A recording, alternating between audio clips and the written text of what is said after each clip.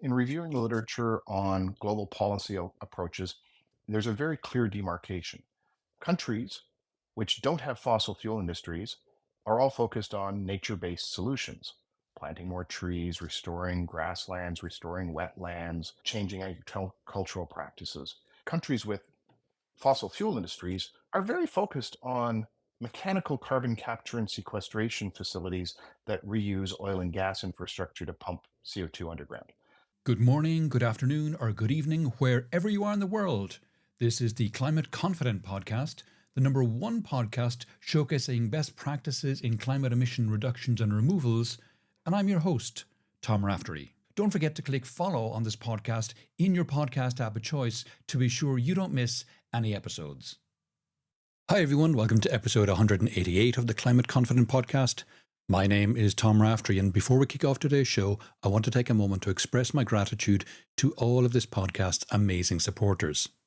Your support has been instrumental in keeping this podcast going, and I'm really grateful for each and every one of you.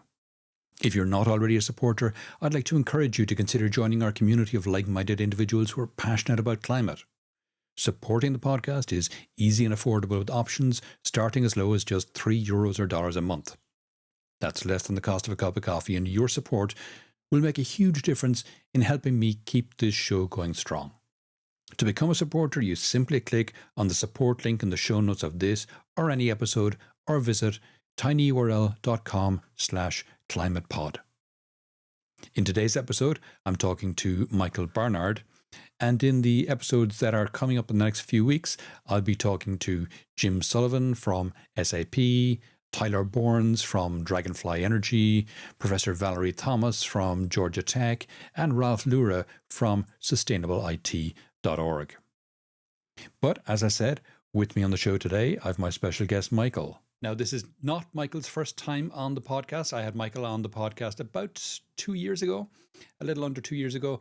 And on that episode, Michael famously became the person who was responsible for the longest ever episode of this podcast. We went over an hour in that one. We were talking about using hydrogen in transportation.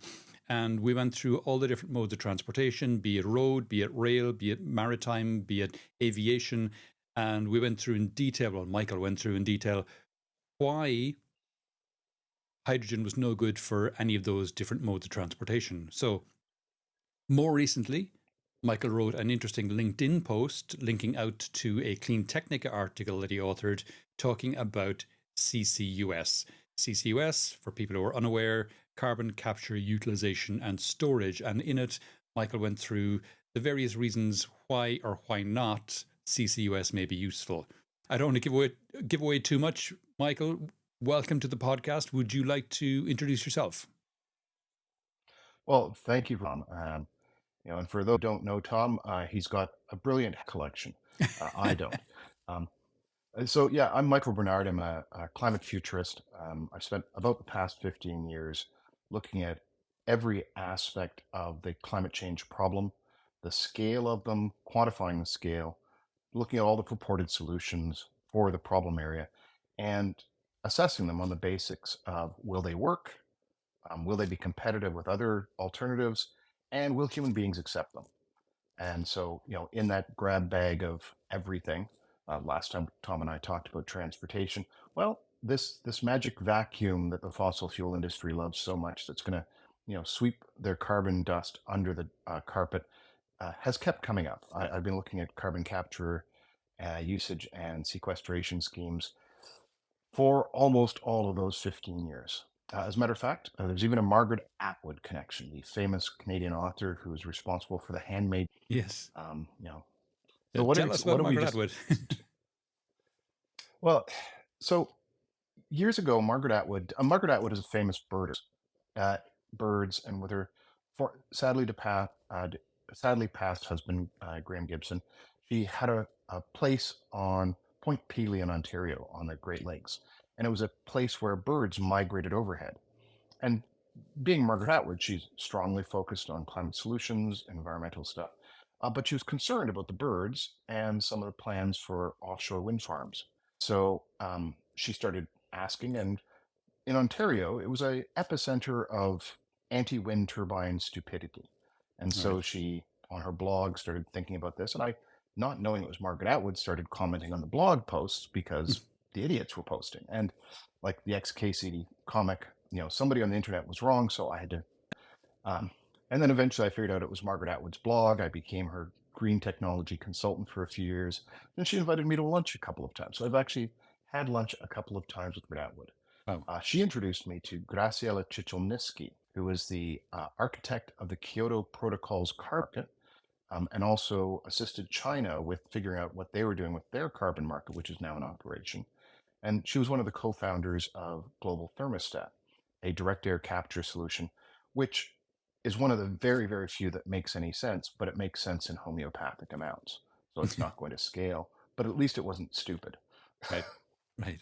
So tell me, Michael, about for people who are unaware, there's an alphabet soup out there of DAC, direct air capture, CCS, CCUS, etc. Talk to me a little bit about what they are and how useful they are or aren't. Well, sure. But in context, 300 years ago, there were about 2,000 billion tons of carbon dioxide in the atmosphere. Now there's about 3,000 billion tons. Uh, we've added the extra 1,000 billion tons, and we keep adding 40 to 50 billion tons every single year. That's what's causing global warming. Hmm. So one of the theories, the DAC part, or the CDR, carbon direct removal, which is, tends to be what the IP, is taking that carbon dioxide that we've released to the atmosphere and getting it back out. Right. And so, we've all heard the 415, 420, 427 parts per million. That's like 0.04% of the atmosphere. I compare it to the those very rescue blankets that are in first aid kits. If you get Hmm. cold, if you get hypothermic, you wrap them around you. Well, they reflect the infrared radiation from your body back at you and keep it in. That's why those very thin blankets work. That's the same principle with carbon dioxide. And so the principle here is we've got all this CO2 in the atmosphere, and what we're going to do is we're going to, which is problematic. An analogy I use is imagine you've got a barn door and you open it, and all the horses Yeah. to try and herd the horses back into the barn. Except there are trillions of the horses. They're invisible and they're winged and very fast, and they disappear. And so you're trying to herd trillions of invisible, tiny winged horses. Yeah, no, that's not going to work. And so that's the problem with carbon direct drawdown and stuff. Clear in reviewing the literature on global policy approaches, there's a very clear countries which don't have fossil fuel industries are all focused on nature-based solutions, planting more trees, restoring grasslands, restoring wet, changing agricultural. Fossil fuel industries are very focused on mechanical carbon capture and sequestration facilities that reuse oil and gas infrastructure to pump CO2 underground. I'm not sure quite why there's such a Probably a coincidence. distinct difference between those things. And similarly, there's a tremendous distinction between the people who market mechanical and chemical direct, air and propose it as a solution versus those who don't. And oddly, it's fossil fuel companies which are promoting mechanical means to clean up after their mess. And everybody else is, why not just make the first point? Certainly I've done the math, other people have done the math. It's vastly cheaper to avoid making the mess than to make the mess in the first place. Of And so course. job one has to be that. So that's kind of the scale of the problem. Let me give you a couple of examples. Like I always like to talk about carbon engineering because they're so flawed from the beginning. David Keith, a Harvard professor who's also responsible, he's also one of the biggest advocates of solar geoengineering. He's moved on to a different university now, but most of his fame comes from his. Um, he came up with probably what is the most engineering reasonable way to capture carbon dioxide from the atmosphere, which is to say it's incredibly silly and a terrible solution, but it's probably the best. It's the bar is incredibly low in this space. So here's what it would take. So let's start with, remember that 1,000 billion tons of carbon dioxide. That means materiality, the amount that matters, is probably 100 million tons. If we want to actually get up to a solution has to take 100 million tons out of the atmosphere if we just want to get something that is actually remotely meaningful in terms of the volumes in the air. That's a lot. Yeah. And so here's carbon engineering solution. And he defined this in a 2012, I think it was, peer-reviewed paper. So I read it there, and then I looked at carbon engineering when they built carbon engineering 2015. Bill Gates put money into it, of course. And when they sold it recently, I'll tell that story. But they need a wall of fan 2 kilometers long, 20 meters high, 3 meters thick, running 24/7, 365, dripping fluid through and pushing air through this fluid, which captures the CO2, and then in taking that fluid and precipitating out that carbon dioxide bearing stuff and heating up to 900 degrees Celsius with more energy in order to capture 1 million tons of carbon dioxide a year. 2 kilometers of fans, 24/7, 365, 1% of materiality. It's a huge industrial undertaking. It's an industrial facility that's larger than virtually any industrial facility in the world, and it doesn't even remotely approach materiality. Now, that process in the 2012 paper, Keith proposed using natural gas to power this all. And that indeed is what they're doing. And so I looked at this and I said, well, what's the only natural market for this? Well, what we have in shale oil in the United States is, shale oil ends up with a lot of fracked gas coming out as well. And typically they just vent that to the atmosphere because, of course, what else are you going to do with a very high global warming potential gas except let it go to the atmosphere and make global warming worse? They seem to think this is a reasonable choice in the United States. That's why their oil and gas industry has worse methane emissions than any country in the world. And so instead, you capture the natural gas and then you burn it to power this stuff, and then you capture the CO2 along with. So if you get 2 tons of CO2 from the air, you get an extra ton from burning the natural gas, and you pump it all underground into tapped out oil wells to loosen up the sludge and create pressure to pump out more oil. And so that's the only natural market for carbon engineering solution. And indeed, after I published a quite big case study in 2019 on the subject, a few months later, formerly Occidental Petroleum, now Oxy, which sounds like oxygen, or a laundry detergent, sounds very virtuous, but it's still an oil and gas major, paid them to build exactly that in the Permian Basin in Texas. And, a year or so ago, they actually bought them outright as their only customer to do enhanced oil recovery on shale oil. And this is a theme. I'll just say this. In all of carbon capture and sequestration, virtually every site that's promoted as big, everything that gets up to any sort of scale, nowhere near materiality, but 1 million tons a year, for example, is doing typically enhanced oil recovery or harvesting taxes. It's just the nature of the beast. So that's carbon engineering, worth mentioning. Now, for direct air capture, there's a few other things. There's mineral weathering, where we take rocks, we mine rocks, we crush them into sand or below the level of sand, and we spread them on places, right? Yeah. And then the minerals combine with carbon dioxide from the air, called mineralization, and they form permanent bonds, and then they sit there. That sounds great and stuff. The big one that everybody keeps researching is olivine, which is kind of a greenish mineral. And some people have got the idea that what they're going to do is crush it and spread it on beaches. Now, I'm not a big beach goer unless I'm doing a stupidly active sport that I'm bad at, like kite surfing, for example. Right. I failed miserably to become a good kite surfer. I got to the point where I could at least say I had kite surfed as opposed to had fallen in the water while attached to kite surfing gear. But their idea, what beaches, people have this vision of beaches. When I say beach to you, what do you envision, Tom? Just tell me about its color and the sand and the stuff Yeah. like that. Beautiful, beautiful white, fine powder white sand beaches, blue water coming in, maybe a cold beer in my hand. Yeah, that's what people want in a beach.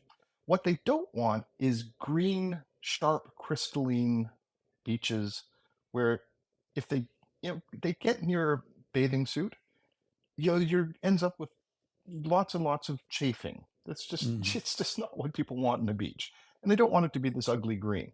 And that's what olivine is. And so there are people actually proposing, there's a firm that actually proposes to do this. They want to do beach replenishment with ground up olivine. But the problem with all these mineralization things is fundamental question. How much does it cost to Mm. mine a ton of the mineral? How much does it cost to grind it up and distribute it to where you spread it across the earth or onto beaches? What is the carbon debt of mining it? And so as we consider all the mineralization schemes, and there are many, there's magnesite. Somebody was talking about magnesite. Other people were talking about using the same stuff that we make clamshells out of, like limestone, as an example, Right. is a calcium mineral. So Yeah. limestone is one of the most common sedimentary rocks. We use it for cement. We use it for villas. We use it for you know tables and stuff. It's a very simple, quite hard enough, durable enough rock that it's useful for us, and it makes a big smell. It's actually, I call it the other fossil fuel, because when we make limestone into cement, we get lots and lots and lots of carbon dioxide off of it. And as we consider that, well, what if we reversed taking the carbon dioxide out of limestone and put it back in instead? And so there's lots of organizations trying to figure out how we can reverse calcination of limestone as a carbon drawdown thing. Bill Gates comes in here as well. Of course, Breakthrough Energy Ventures, part of their portfolio is this thing called Heirloom, Heirloom, which is one of their silly but rhyming solutions that they invested in at the same time. The other one was Heirloom, Airloom, which is wind turbine blades on clotheslines, which has been tried 3 or 4 times historically and never works for a variety of really obvious reasons that aren't obvious to the Breakthrough Energy Venture gang. Don't know why. But yes, the Heirloom HEIR group, what they want to do is take limestone and grind it down and get rid of the CO2 out of it, then spread it in trays and add a little water, and then rotate the trays through this massive conveyor belt through up and down and through. And so over 2 or 3 days, the CO2 from the atmosphere interacts with this slurry of limestone paste and turns back into powdered limestone. And then they use 900-degree heat to bake the CO2 off and capture the CO2. And then they just keep doing this cycle for yonks, and it just doesn't scale. No. It's just a terrible Rube Goldberg idea. And it's not atypical for the space of carbon capture, of direct air capture. So, it's just kind of fascinating things like this. Climeworks up in Iceland claims to be this amazing thing. They're with their expansion. Now, I'm going to go back. Remember, materiality 100 million tons. That's 100 million. Climeworks, with their most recent expansion, is going to get up to 40,000. Thousands, not millions. Like orders of magnitude off, 4 orders of magnitude off of materiality. And they're very expensive. I think they're still over $1,000 per ton of carbon dioxide. So who's paying for this and for how long? Big question. Unlikely to ever, be more than a rounding error.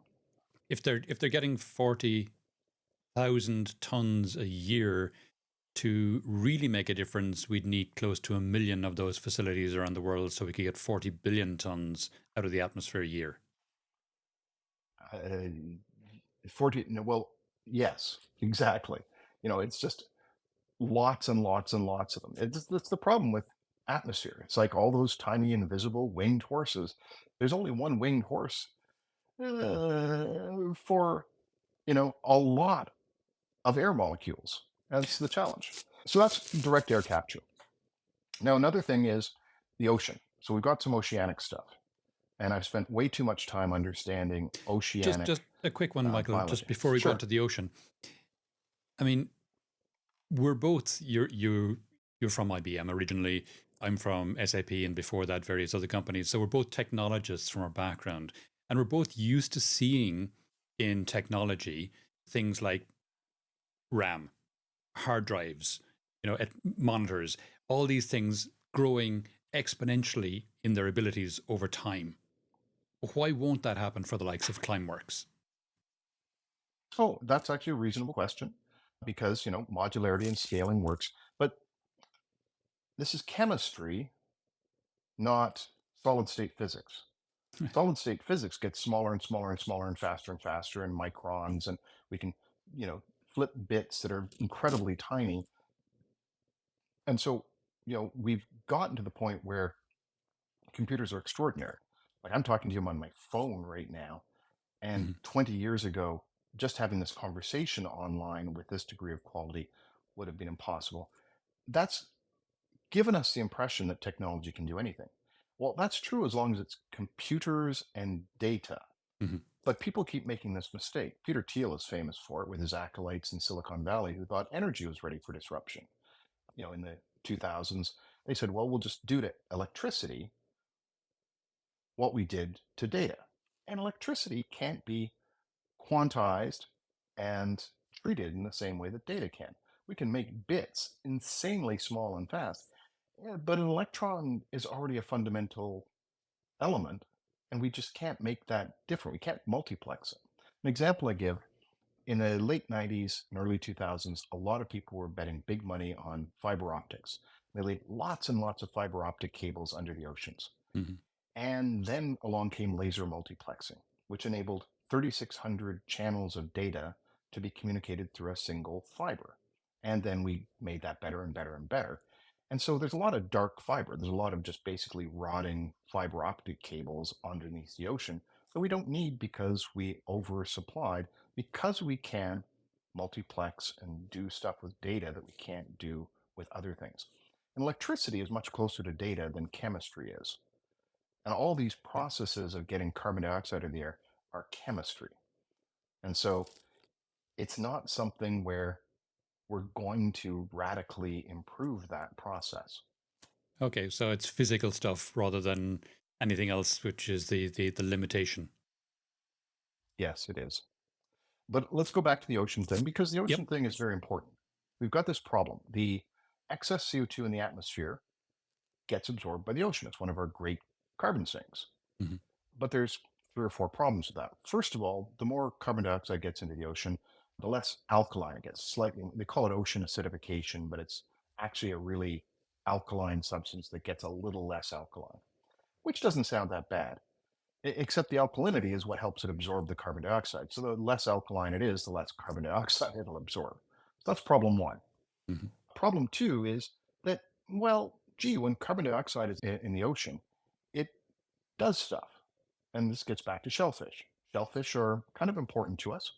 It's not just oysters, they're incredibly important in our oceanic ecosystems. If shellfish all disappear, the entire ecosystem of the ocean gets disrupted, probably collapses, rebuilds itself from sludge over millions of years, probably. And in the meantime, all the calories we get from oceans and all the stuff we get from oceans, that goes away. So we Mhm. don't want to screw with that too much. And the problem with carbon dioxide, when it goes into the ocean, what happens is something very interesting. It turns into carbonic acid, and carbonate ions, and then those carbonate ions actually turn into bicarbonate ions. And that sounds very reasonable. This doesn't sound unreasonable, except carbonate ions are also what shellfish use. So those carbonate ions that are in the water that turn into bicarbonate ions aren't available to shellfish. One carbon atom comes in with the CO2, another one gets dragged out of these carbonate ions, and those turn into bicarbonate ions, which are permanently sequestered, yay.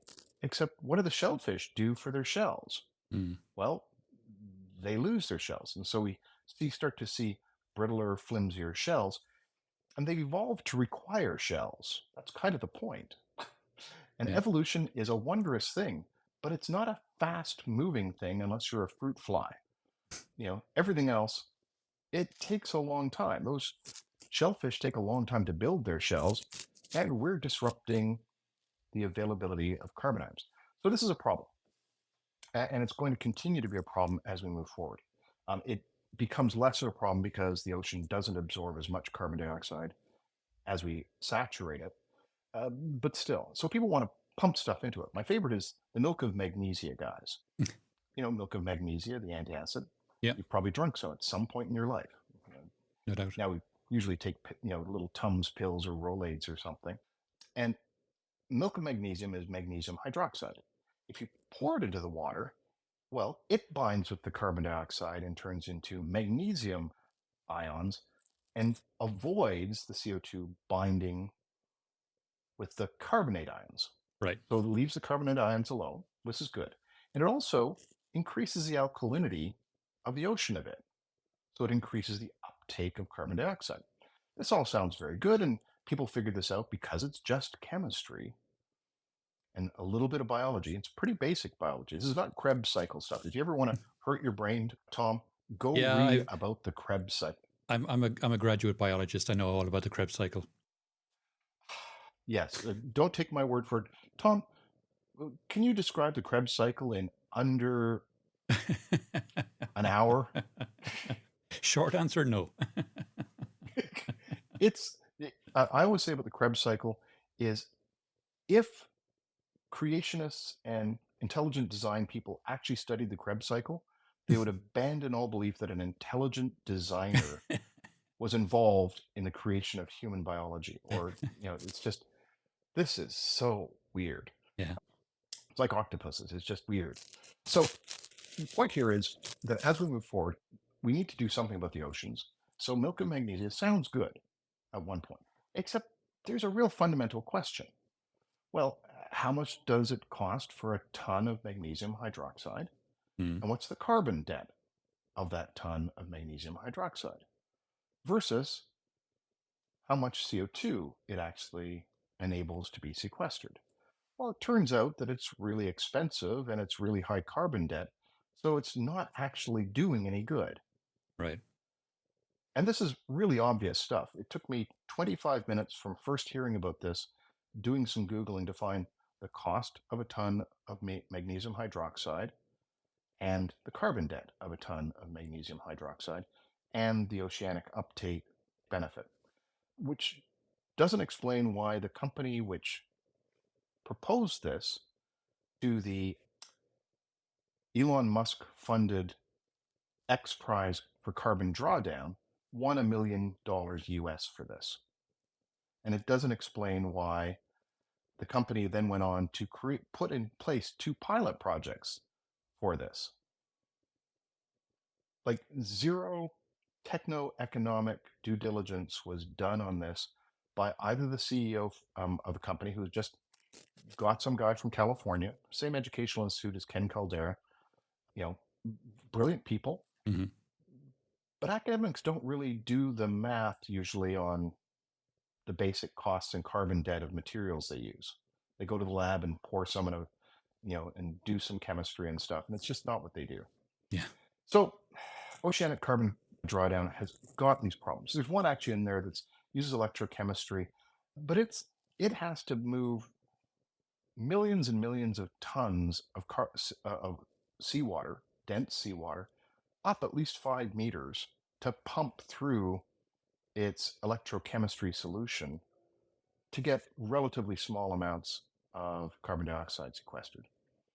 Another one is purporting to create hydrogen, and it's got similar problems. They just don't scale effectively.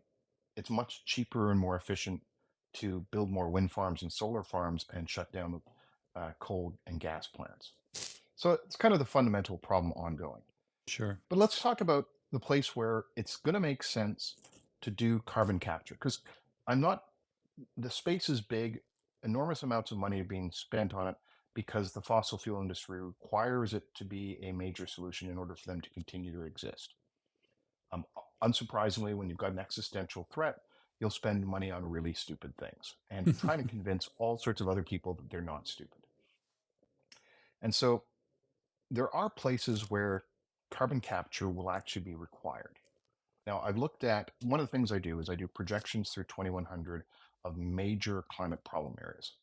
Once Okay. again, as I said at the beginning, I look at all the purported solutions. I say, well, these are the likely set of solutions because there's no place where there's a silver bullet. It's always a set of levers we have to pull at different levels each decade through 2100. It's something where carbon capture is purported to be a silver bullet, but it's not. But it is part of our toolkit. Okay. But as I said, it has to be economically competitive with alternatives. Sure. And so when I look at places, it's very rare I find some place where capturing carbon out of a gas stream from like cement, for example, is actually going to be economically competitive with alternatives. Hmm. But in one of my more recent projections through 2100 was cement and concrete globally. I've got some good news there, by the way. It's about 8% of global emissions of carbon dioxide, which is, quite a lot. But a lot of that comes from China, from their massive infrastructure and city building over the past 30 years. Except that's coming to an end. Yeah. They built all the cities they require. Their population isn't growing. Famously, it actually declined this year slightly. Hmm. And they're close to the end of their railroad build out. They're at the end of their highway build out. 177,000 kilometers of highway since 1987. Unbelievable. Yeah, I know. It's like every time I look at a number and I compare China to the rest of the world, it's like, oh, my head hurts. And so China's built all this infrastructure. It doesn't need to build a lot more, which is people are saying, well, this is a problem. It's going to, its economy is going to contract and stuff. Well, no, it's going to electrify and it's going to continue to produce all the things we need at much cheaper rates off its fresh and, not requiring maintenance this decade infrastructure, unlike our Hmm. crumbling Western infrastructure. But if we consider cement, it's going to diminish because China's diminishing. India, Brazil, Indonesia are not growing nearly as rapidly as China was and aren't industrializing in the same way that China did. So they don't Yeah. need the same infrastructure. They also are bringing people out of poverty, but they're not bringing 900 million people out of poverty. I'll say there's one thing that Mao did which was positive, which was gender equality, but everything else kind of sucked, Yeah. you know. And so they've done an enormous job. They've brought 850 or 900 million of their population out of poverty. India only is at 11% in deep poverty, right? So it's not nearly as many people. Brazil is at, 30 or 40 million people in deep poverty. It's just not the same volumes. They don't need to build as many cities. They don't need to build as many of the other things. And so their demand is going to be lower. But we're still going to need a lot of something like cement.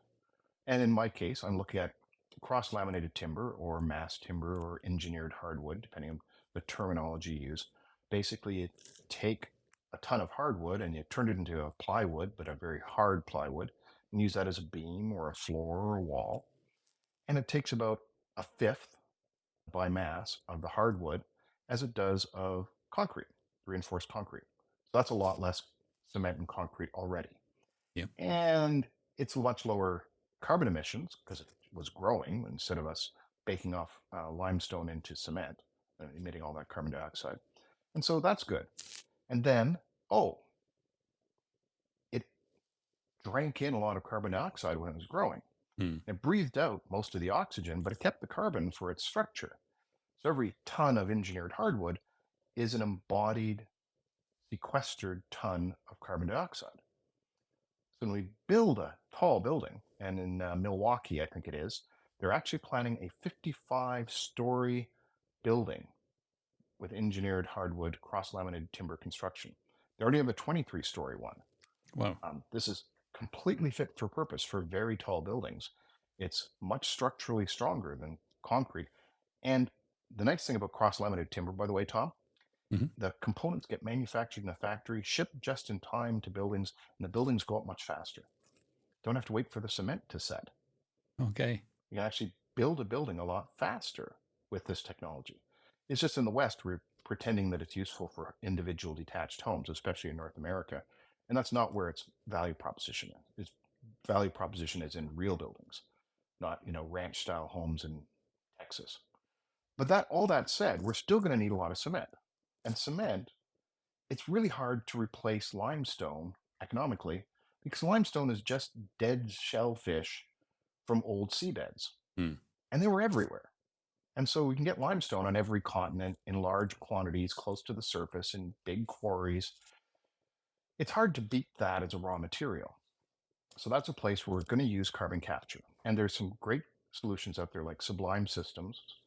It does electrochemistry, grind the limestone, shove it into an electrochemical reaction, and cold carbon dioxide in a pure gas stream at 10 atmospheres of pressure comes out of it. And that's perfect for capturing. Right. Right? It's not 700 to 900 degrees in a big furnace, Sure. which is kind of the alternative. And so there's some stuff there, but we're going to capture that. The problem, though, is what are you going to do with the carbon dioxide once we've captured it? That was my question. Yeah. Like limestone is everywhere. Limestone is everywhere. And so are cement plants. Cement plants are wherever the demand is because cement is heavy. And we mine the limestone close to where the demand is because limestone is heavy. Mm-hmm. Like there's a whole bunch of places where there's limestone where we don't quarry it and turn it into cement because we don't need cement there.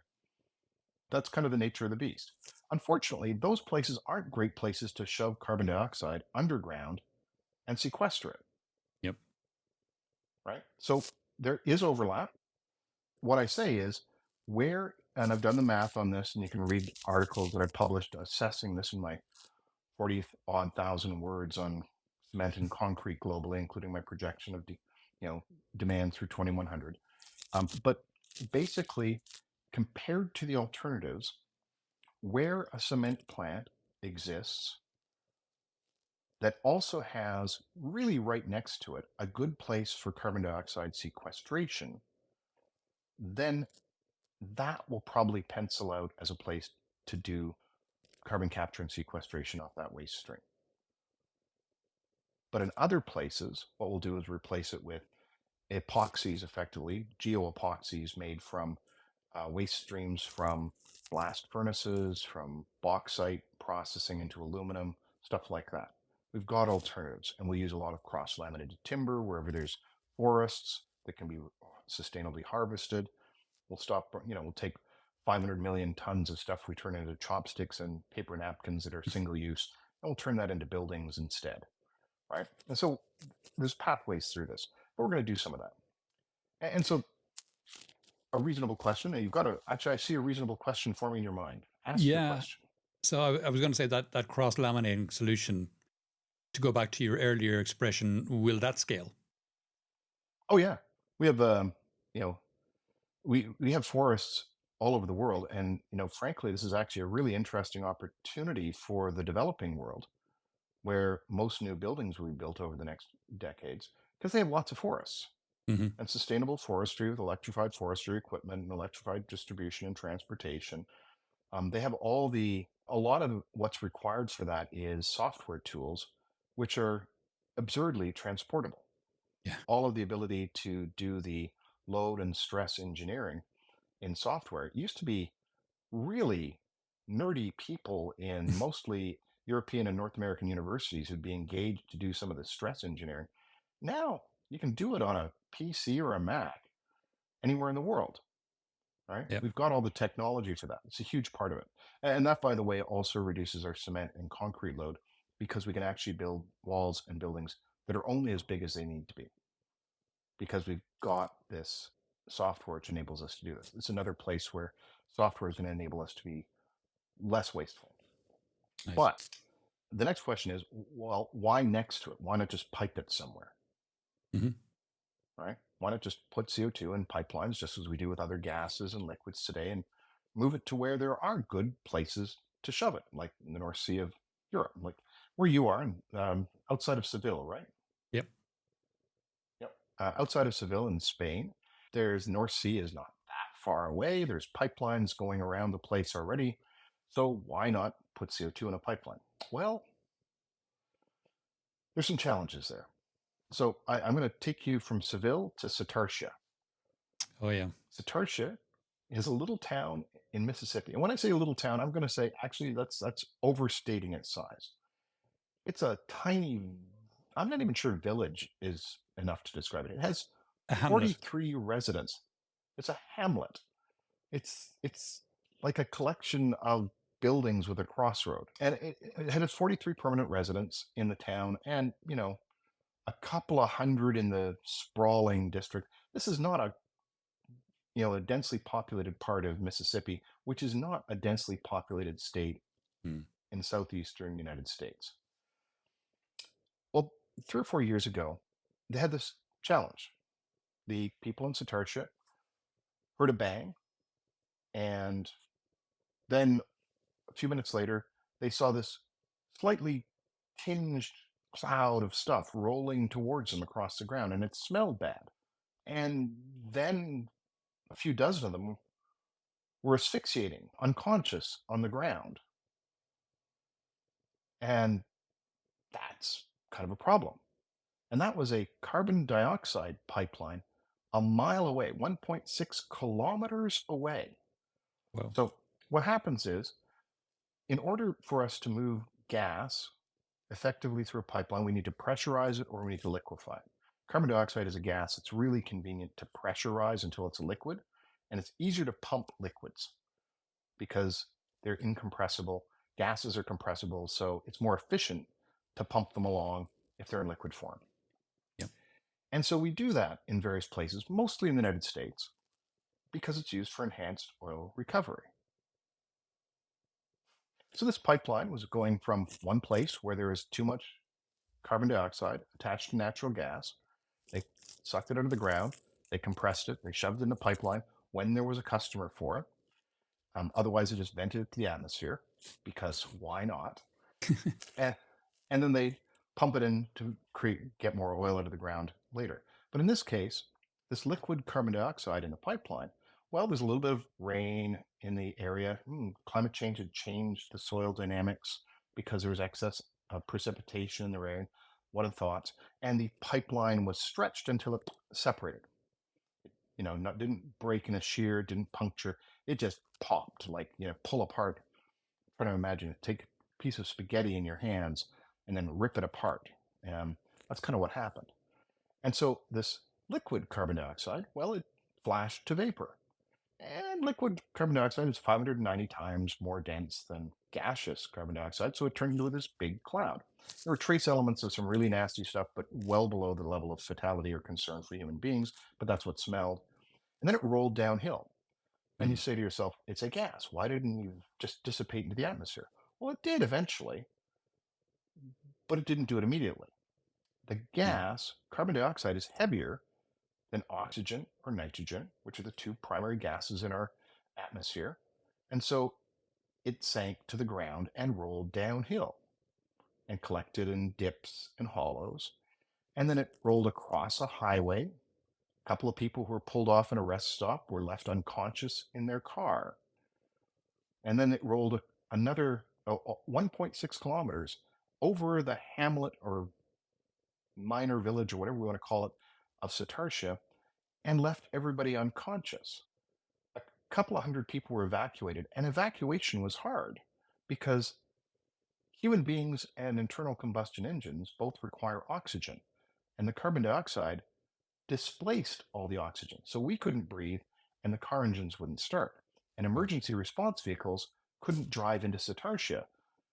So everybody's like stuck until it dissipated enough that, and it did dissipate. But even then, hours later, in some of the rooms inside the buildings in Satartia, the concentrations were high enough to be lethal in a few minutes, like Oh, 30,000 parts of carbon dioxide. If people had been stuck in there, they would have been dead. It was lucky nobody died. Now, you say to yourself, who cares? That's sparsely populated Mississippi. It's, rare occurrence, except that the Europe wants to put 19,000 kilometers of carbon dioxide pipelines to send captured CO2 to sequestration sites through many of the most densely populated parts of Europe. Oh dear. It's, oh dear. And so we kind of sit there and go, yeah, okay, maybe not. And briefly, as I said at the beginning, I'll repeat it. ExxonMobil claims to be the most experienced and virtuous carbon capture organization in the world, mostly due to their Chute Creek facility. Up to 7 million tons of carbon dioxide is sequestered every year. Yay! Except they're pumping it out from underground as part of natural gas. They only pipe it when they actually have a customer who wants it for enhanced oil recovery. Otherwise, they vent it to the atmosphere. And when they do sequester it underground, it's doing enhanced oil recovery, which is producing more oil, which, when burned as intended, turns into more carbon dioxide than was sequestered. So they're taking carbon dioxide out from underground, putting it in underground in another place to get out more carbon dioxide. And they're getting money for this and marketing value. Yeah. So many of these facilities, that's what they are. Terrific. Last point, probably hydrogen. There's a lot of, great hope for the fossil fuel industry is hydrogen for energy. If they can convince the world to go down that stupid path, you and I talked about it a couple of years ago, then they either defer real climate action for a decade while pumping more fossil fuels, or they convince governments to give them a lot of money for things like blue hydrogen, which, captures the carbon dioxide off of natural gas as it's turned into hydrogen and pumps it underground with tax dollars.